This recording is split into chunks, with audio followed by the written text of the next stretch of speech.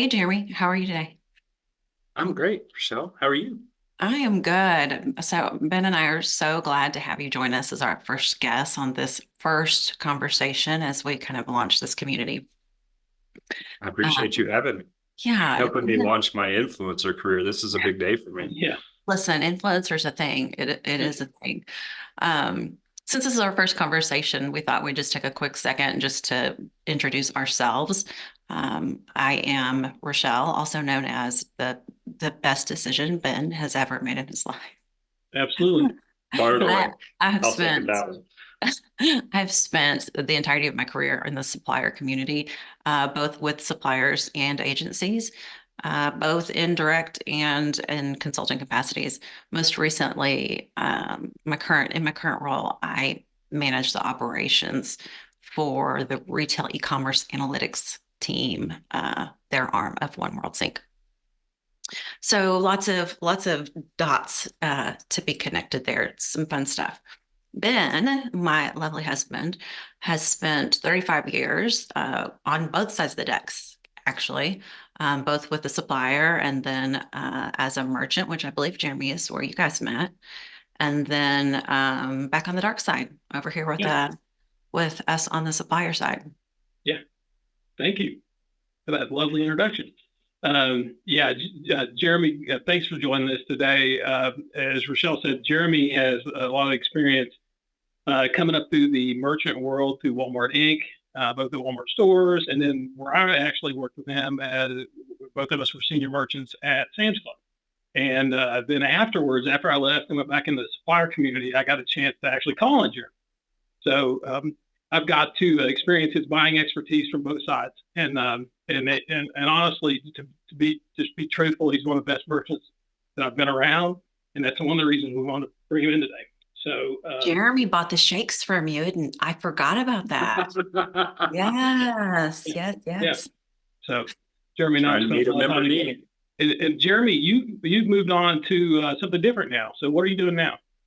Yeah, I am with a company called MPG, Market Performance Group. We're a full service brokerage that services both Sam's and Walmart, and I actively manage on a day-to-day basis somewhere between 10 and 15 suppliers, some that have current business and growing business with both Walmart and Sam's Club, and obviously probably around half of them that are new, what we call pioneering brands that are trying to get their footing or their foot in the door with either Walmart or Sam's Club. But joined here February of last year after about a 17-year run with Walmart and Sam's, like you said.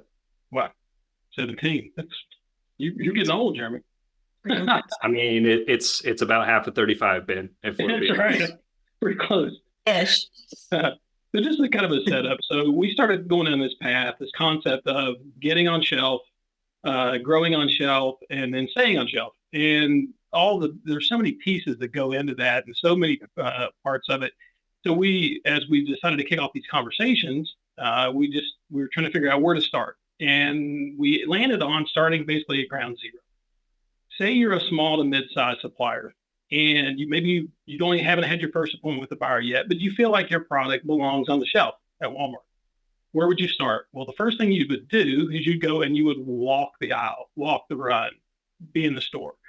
And there are so many things that you can learn as you're doing that. There's a tons of information you can glean if you know why you're looking. So that's kind of the point of this our discussion today is what are those things you look for and how can you leverage them? So, Jeremy, what would be one of the first things that you'd look for as you walk the aisle? Yeah. So I think there's a lot of things, right? And I think the first thing as you walk the aisle, it's important to keep in mind that you're probably walking the aisle just as much as a customer as you are a prospective supplier, right? And I think that's a super important aspect or lens to bring to any conversation as well, because, and Ben, you know it too, right? Like you get very myopic as a buyer, right? You see a lot of stuff in a room, you see a lot of stuff in presentations, you see a lot of data, but the missing piece often is you probably don't spend nearly as much time in your set in the stores as you do seeing it in a meeting room or through a presentation or something like that. So always remember that as you're moving forward with your conversations, what you see as a customer probably is equally as important as what you're going to learn in the aisle as you're going through some of the stuff that we're going to talk about today. But I think the first thing is super easy, right? Like, what starts the run? And I know it seems like a super basic place to start, but I do think that you can learn a lot from just how the merchant is going to market, so to speak. So for example, is the items or the brands that you see closest to the aisle, is it the biggest? You know, for instance, you know, you and Rochelle and I had the opportunity to walk the Walmart snack aisle or cookie aisle the other day, and there's a huge Oreo brand block right at the beginning of that aisle, right? And so what you can learn from that is the merchant's not necessarily trying to drag you down the aisle, right? Because Oreo is one of those signpost brands. When you see that as you're walking around the racetrack or Action Alley, however you want to say it, that main aisle, that brand is going to say, oh, look, here's the cookie aisle, right? And so instead of, there are other merchants, right, conversely, that may have put Oreo in the center of that aisle, knowing that it's a destination that people are going to be looking for that. How does he or she bring you down that aisle to the center to get the Oreo, where he or she has the opportunity to say, oh, look at all these other brands that I have in this assortment too that you might be interested in, right? So I think that's the first thing. Are they trying to pull you in, or is it an established category that has some really great brand recognition that's going to be visible to the consumer as they're shopping the store? I think the other thing that you can think about there is space allocation, right? So holding power at shelf is a very big deal. We can only sell the stuff that is on the shelf and available for sale, right? And so going back to the example of the Oreos, so to speak, you could tell in that set, there were multiple facings of the exact same, we'll just call it the original Oreo, right? There was probably 4 or 5 different facings of that because that's how many Oreos they're selling, right? So you can get some directional learnings or information from just the amount of space inside even the brands that are leading the aisle as to what's working, what's not. And again, all of this is like, we don't have the data to back it up, right? What are our eyes going to tell us? And if you see 4 or 5 facings of the exact same item, there's a pretty good likelihood that that's a pretty high volume item, because they're going to pack it out because the associates in the store don't have the opportunity to reshelve or re-merchandise that as often as the consumer is buying it, so to speak. So how many facings, what has one facing, what has multiple facings? And then I think inside of that, you can also look at pack size, right? And I know, Rochelle, you're going to talk about this in just a little bit, but are there multiple pack sizes, maybe an entry price point pack size, and then a larger price or a larger pack size that comes with a higher price point, but also probably a better value? Again, which probably leads you to, hey, these are probably some of the horses in the category. These are probably some of the volume drivers. If they are asking a supplier, or a supplier has come to them and they've made that merchandising decision to say, yeah, I'm going to take the normal everyday Oreo and I'm going to put it in a family value pack, odds are it's probably a pretty good seller, right? And so the other things that you can think about, right? Private brand, especially in the last, 3 or 4 years, has exploded from a growth perspective. And there are some categories where private brand plays a significant role in the category, and there's some areas where private brand doesn't, right? If you go back to the Oreo example, not a lot of great value Oreos hanging out in the cookie aisle, because the Oreo consumer is a brand loyal consumer, essentially, is what you can take away from that, right? Whereas conversely, if you look at other areas of the store, say, for instance, OTC, where a lot of my experience recently has been, we tried to put a private brand next to every branded item on the shelf, right? And so when you have a Tylenol sitting there, you're going to have Members Mark acetaminophen sitting right next to it, just so that you, as the merchant, can show your customer, hey, I've got everything that you need. And if you're looking at it for a better value, I've got that for you too, right? So is private brand an important part of the strategy for the merchant? Is something that you can tell again as you start to walk down the aisle? And then I think the other thing is, if private brand does play a role in that category, how big of a role does it play, right? So for instance, I just gave you the OTC example where I'm going to put it right next to the like item in the assortment, just to make that connection for the member. As we walked the cookie cracker aisle, it was actually kind of at the middle of the aisle, and it wasn't even necessarily next to the item that it was knocked off of, so to speak, And right? like So two of them, right? I think for that whole, what, 16 exactly, run. Yeah. exactly. Very minimal SKU perspective, and it didn't even sit next to Oreo, right? And so from that, you can say, look, private brand is probably not a huge deal to the merchant, right? In fact, as we were walking that aisle, that very much felt like I'm checking the box, right? You have to play in private brands. Okay, here's my 2 private brand cookie SKUs, and I'm going to bury them in the middle of the aisle, and they're never going to sell, right? So I think that, again, that whole brand versus private brand strategy can be learned, again, as you kind of walk down the aisle. Those are some of the. There's a couple other pieces to that too. Like, too, it's interesting to see how merchants do they try to go with the same count on their private brand and just have a lower retail, or do they try to have an increased count for the same retail? I always thought that was kind of interesting. And then it's interesting too to watch that price gap on private brand. What's the price gap versus the branded, right? And there is a sweet spot there. Absolutely. And I think that's the exact same thing with the value pack sizes, right? Like, Yes. How do you look at whatever 40 Oreos for X amount of money versus 60 Oreos for hopefully what's less on a per Oreo basis, if we're going to use that as our example, right? So yeah, it was always an interesting decision as you were presented with the private brand strategy. And do you go with the same count size for less dollars, or do you go with the same dollars with a higher count size? And what was the easiest way to kind of express that value at shelf to the end consumer? Interestingly, the shelf tag. Back. There's Well, kind of feeds into our next. yeah. So the shelf tag, as we were looking at them, they've changed certainly through the years, and they're a little bit different depending on the category that you're in.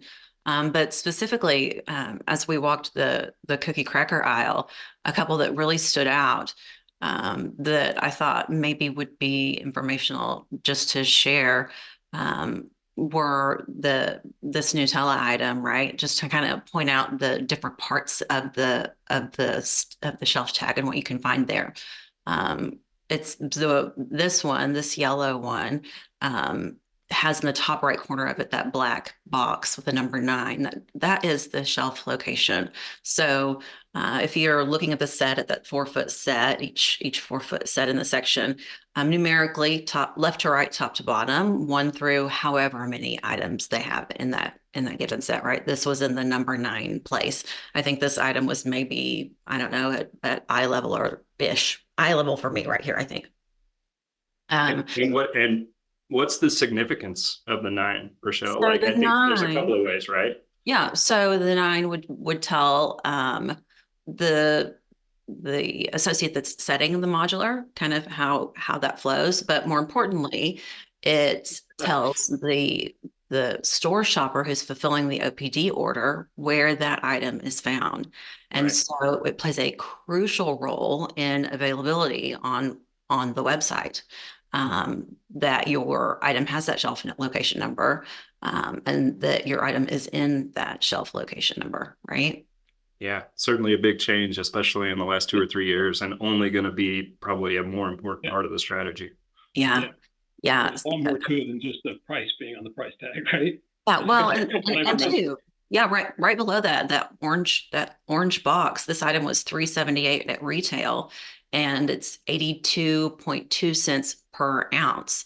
And that's actually one where I've seen a lot of suppliers trip up over themselves, because that's you have to read the fine print, right? This particular one is per ounce.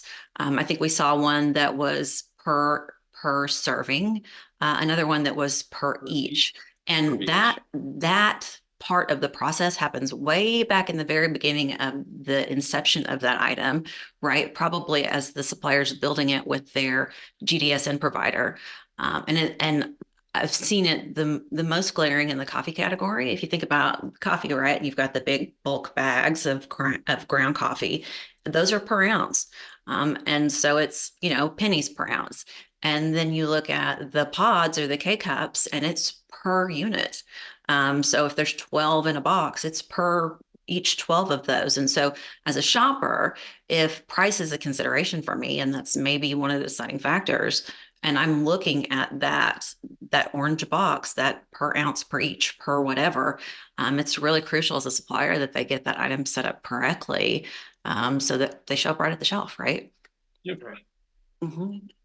It's almost as right, like you can learn a lot from walking the shelf as a consumer, right? And so as you walk down that aisle and you look at some of those price signs, you can absolutely understand who's taking the time to do them right and those who haven't taken the time to do them right. And again, that end result from an impact at consumer level was visible to us last week as we walked the set, right? There were some people that's like, oh, dang, this is $14 per each. Well, you didn't set it up right in 360. Not really $14 for a cookie. What? Right. So it just speaks to be intentional when you get to that 360 process and making sure that you're setting those items up correct. Right. A couple other things just off the shelf tag. Actually, the very first thing I was remiss. The very first thing I look at is that very tiny date right in the center at the bottom that tells us when that shelf tag was printed. If most of the tags in the category were printed on the same date, it's probably when the mod was set, or maybe when the set was relayed to a different section of the store, but usually it's when the mod was set. If there's a rollback tag on that item, which is our next example, that's probably when that rollback started because the associate had to print a new tag, right? Or they came off rollback. Or when they came off rollback, then you'll see a new tag. Or then you'll see the new one come out. The other thing that didn't used to be on the tags that is now, and it is really insightful, are the facings and the capacity. So this particular item, this Nutella item, had two facings, so it's FAC2 and a capacity of 38. So FAC2, CAP 38. So I know how that item is set up in their system and how many years they've given two facings of this item on the modular. So it's a pretty important item, right? Correct. And then this other example I have, the tag looks a little different. It's white and it has the orange unit price up in the upper left hand side. And there's a was is. This was the item that I was talking about that was on rollback. That was $4.88. It's now $4.28. Jeremy, what might I glean from that? Just that kind of that price difference in rollback. Yeah, it makes you think about stuff, right? And I think as we walked the set together, pretty much there was a large block of those. This is an Oreo item, a large block of those Oreos that were $4.28. So it looked like they were taking some of the stuff that was in the mod pre-reset and bringing them down to the same line price as what the core assortment was reflected in the reset today. And it was also, I think it was also some of the flavored type stuff, right? And so like just knowing, like seeing all of the different rotations that Walmart's doing and stuff like that. Maybe it was a previous rotation and they're trying to get through it to bring in the next rotation, something like that. Or they just figured out that, look, when we put in a special Galaxy Dunk Oreo, the customer's not willing to pay an extra, 60 cents just because it's a Galaxy Dunk Oreo, right? They're expecting it to be line price with the rest of the assortment. So there's a couple of different hypotheses that you can throw out there. Some of them are probably more right than others. But again, I think it all leads back to just trying to build those talking points for when you're going into the merchant and how that kind of applies to your items specifically, right? And maybe what you take up from it as a newer emerging supplier trying to get in that set is price points matter, right? And what they're showing you is that $4.88 doesn't resonate nearly as much as that $4.28. And so that's a good nugget to have as you're trying to build your presentation with the item that you're ultimately going to present. Yeah. Good stuff. Yeah. Yep. And one of the things I think is interesting when we walk the run, and I've always like to look at is packaging, right? So if you're coming to an item that you're trying to get in, look at similar items, what that packaging look like, because the bar has been set, right? Like the stuff in there sets the bar. Is your packaging as good or better? Or are you seeing innovation in packaging, right? Sometimes you see some really cool things. claims can be really important. I know, Jeremy, especially when you were buying OTC, claims Sure. are very important to buy, Absolutely. right? Whether it's a natural, organic, know this, know that, call out on the packaging could be really a big deal. Yeah. Super valuable real estate on the front of that package, right? Like that's your opportunity to make or break a sale at point of sale, essentially. Yeah. Well, and sometimes you'd see suppliers that could make a claim on their packaging just based on their current formulation and just didn't, right? To take That's right. So, That's right. And look, there's a delicate balance, right? Like yeah, too much, you can get too much. You don't want it to look like a NASCAR sitting on the shelf, Yeah. but like if there's things that you know that are timely or relevant or on trend, you absolutely want to take advantage of that space and make sure that's communicated. Yeah. Jeremy, sometimes other suppliers' mistakes or them falling down can help create opportunity for a new supplier, 100%. Right? So let's talk a little bit about that, and when you're walking the run, what you can look for in that regard. Yeah.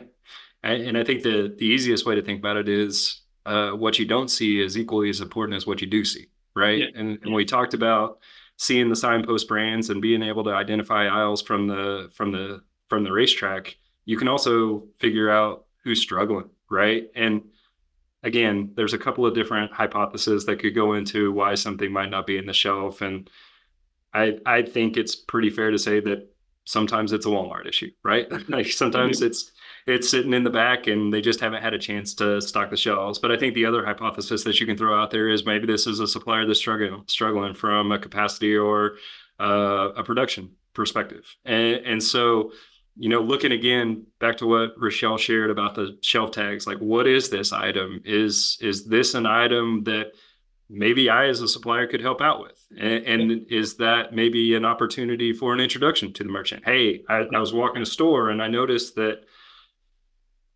golden Oreos weren't on the shelf. And, I just happened to make a slightly less golden Oreo. And is that something that could be a help for you right now? Right. And again, just trying to figure out those ways of is there an opportunity? Right. And I think that, there's been news recently, right, about the bridge in Baltimore. And I actually did some research on it this morning, just trying to figure out like how busy is the port in Baltimore. And obviously we saw this, right? For the last 4 years during COVID, there was all kinds of supply constraints based off of ports being closed and facilities being closed and all those kinds of things. And so even just that port in Baltimore, which I think is like the 9th busiest port in the US, that port still does 1 million containers a year, which if you break that down is about 2,500 containers a day that are not being processed into the country from out of the country, right? And all of that has a ripple effect. And again, we saw all of this during COVID where,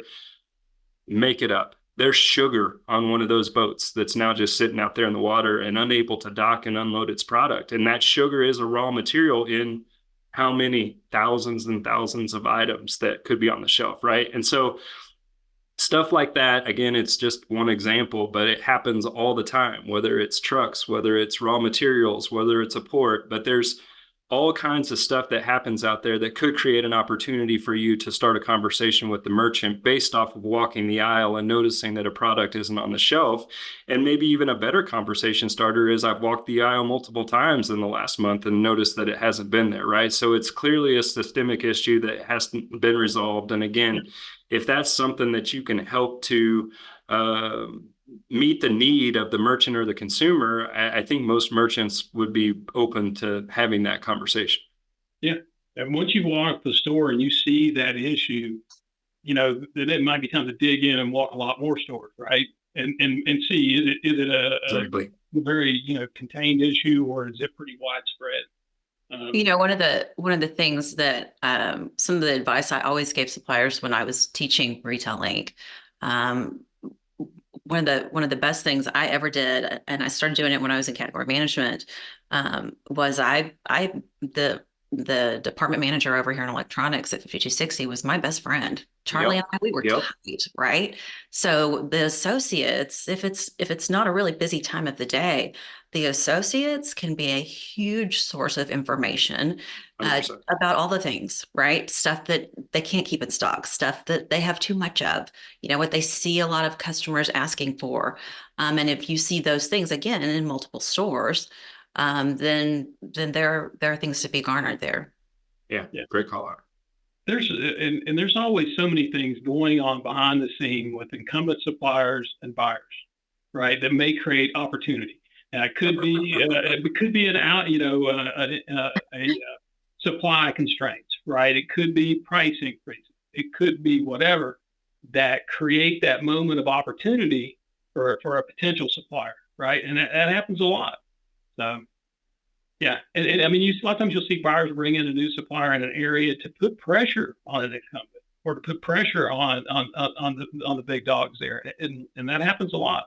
So, Or a slap on the hand, right? yeah, Mhm. I tell clients all the time that being the new and the emerging and the underdog should be always considered a positive, right? yeah, And I think you talked to it, Ben, right? Like I think that thinking back on all the days sitting in the merchant chair, there were always suppliers that you had friction with, and it could be over a lot of different things. And at some point, at least I did historically, I got just tired of dealing with it, right? So like, what's another widget that I can put in there and yeah, try and gain some sales or send a message or whatever that is, right? And so don't think of it as I'm just a little supplier and a new emerging brand. Think of it as I'm an alternative to perhaps a problem that maybe you don't even know about when you're going in right, for a meeting. yeah.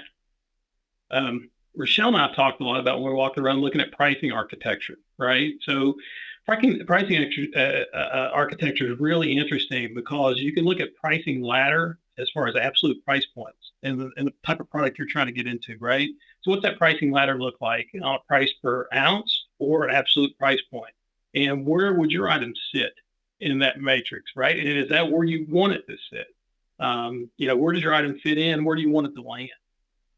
So that's always important to look at too. And sometimes you have to do a little bit of guesswork with margins and things like that, but you kind of know what cost you'd probably go with and where would that land you, and is that about an appropriate spot for your item based on how premium or how OPP it is. So yeah, I think that conversation has even escalated further in the last year, 18 months, right? Like as consumers, wallets got tighter, yeah, absolute price points mattered a lot more, right? I had a merchant tell me that they wouldn't buy an item that was going to retail at $5.28 because they broke the $5 price point. yeah, And what they were seeing on their side is that's just death. Like if you break that critical pricing threshold, members yeah, just won't buy it. You might as well charge $15 as compared to $5.28, right? And so I do think you have to be really mindful of the lows and the highs, and there are probably some really valid reasons why the highest price point that you see on the shelf today is the highest price, right? And it's probably somebody tried to go higher and it didn't work out very good. yeah. That envelope has probably been pushed at some point, right? I mean, it's over time because suppliers do want to get there. Yeah, it's interesting to see, there are key price points that a buyer seems to be focused on. Like you said, is it $3 and $6 are kind of the two price points they try to hit, and you got to try to figure out where your item would land in that matrix too. So, And I think it ties right back to what Rochelle was talking about, right? Eaches and ounces and pers are every bit as part of that equation as well, right? Because if you're half the pack size at the same retail, I don't know if that's going to necessarily fly today either. Okay, I have one to volley to both of you.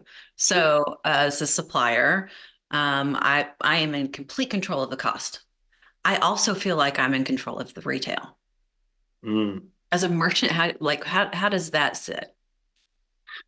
Jeremy, would you like to go first? I appreciate your thoughts, Rochelle. Yeah. I think a lot of times in our head we start with bless your heart, and hopefully that doesn't come out of our mouths when you're saying that you're in control of the retail. Yeah. Look, well, I can tell you firsthand, Walmart takes that stuff exceedingly serious, right? Retail is always at the discretion of the retailer. And while you can put SRP on a presentation all day long, once you submit that item for consideration, Walmart can do whatever the heck they want with that retail. And there is nothing that you can do about it outside of stop shipping them. And it is serious, right? There are I have worked with so many suppliers who just get so butt sore because the retail is not whatever they think that it should be, right? And as a buyer, a lot of times you'd have suppliers kind of take that tact of what you should retail it for. I've heard a lot of buyers come back, well, okay, if you want to control the retail, then do I control the cost? Because both supplier and the buyer have one part of that equation, and you got to remember which part's yours and what's not yours, right? So, yeah. Yeah, and I think again, there's so many legal ramifications that can come out of those pricing conversations, right? And so I think the best course of action is share the information, right? So like, hey, we're recommending $4.98, right? Yeah. Here's what here's what we sell the same thing for in the rest of the market, right? We have the same pack size at a Meijer for $5.48. So yeah. Walmart's getting a value, right? And again, all you can do is lead the horse. And at some point in time, they're going to be autonomous for the decision. I think a lot of it got a lot to do with tone that you take with the buyer as far as SRPs.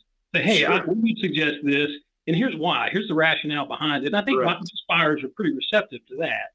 I think what they're not receptive to is, when you're very prescriptive of this will be the retail, and that doesn't seem. Well, I think and to Jeremy's point, like, what is your value proposition? Which you talked about, like, because Walmart wants to be the very best, right? Yeah. And so how does that help them shake out there? Well, and I think it's on both sides, right? Let's be honest. Walmart is a for-profit retailer, right? So if you present an item to them that allows them to Ben's point, to make probably close to the margin that they would expect to make from the category, while at the same time still being able to show that value to the consumer, I don't think you're going to get a ton of pushback, right? Like, buyers still have objectives that they have to meet from a sales and profit perspective, no different than a supplier has from a sales perspective too. Yeah.